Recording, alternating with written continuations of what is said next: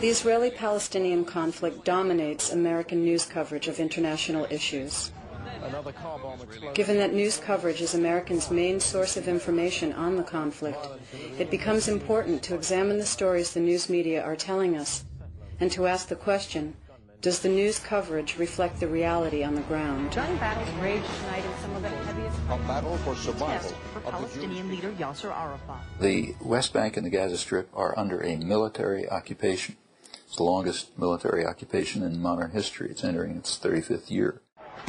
It's a harsh and brutal military occupation. And it's extremely violent, all the time. Life is being made unlivable for the population. We have what is now quite an oppressive regime in the occupied territories, where Israelis are lording it over Palestinians, usurping their territory, demolishing their homes, exerting a very severe form of military rule in order to remain there. And on the other hand, Palestinians are lashing back, trying to throw off the yoke of oppression of the Israelis.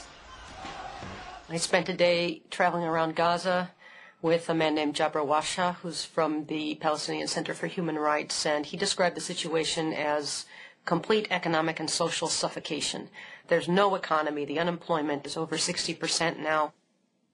Crops can't move. Thousands and thousands of acres of orchards and low-lying crops have been bulldozed and uprooted by the Israeli military. There are checkpoints everywhere. Palestinians can't get from one place to another. Drives that ordinarily would take 10 minutes now take 4 hours. All the main access and artery roads are controlled by Israel. Anything that enters and exits the Palestinian areas is underneath their control. And so everything from getting medical help to getting education to trying to lead your daily life is at the whim of Israel.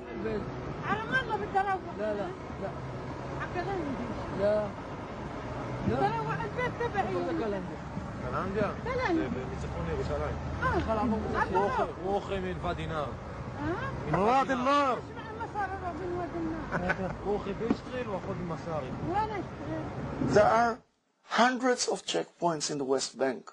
Every Palestinian has to walk through a single ride, 2-3 checkpoints. And the system of those checkpoints makes Palestinian ordinary people's life miserable.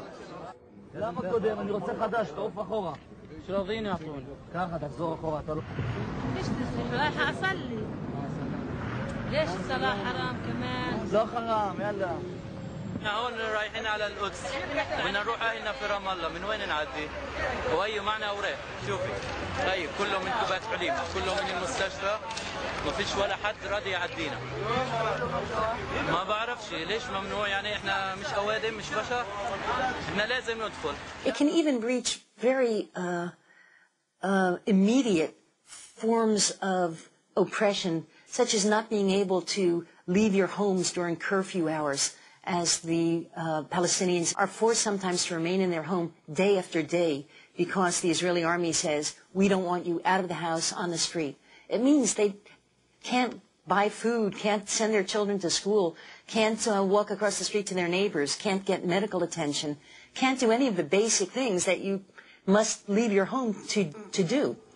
So that's really, that's a horrible way to live your life. Since the Intifada #2 began, you have a much heightened level of repression. Often these towns or villages are surrounded by the Israeli army, and people aren't allowed to go out of their village to the next door. It's basically a horrendous situation. It's like living in a very big jail. When one lives under oppression and there is no other way out, and he's being violated every day by violent means, then sometimes the only way out of that situation is through violence.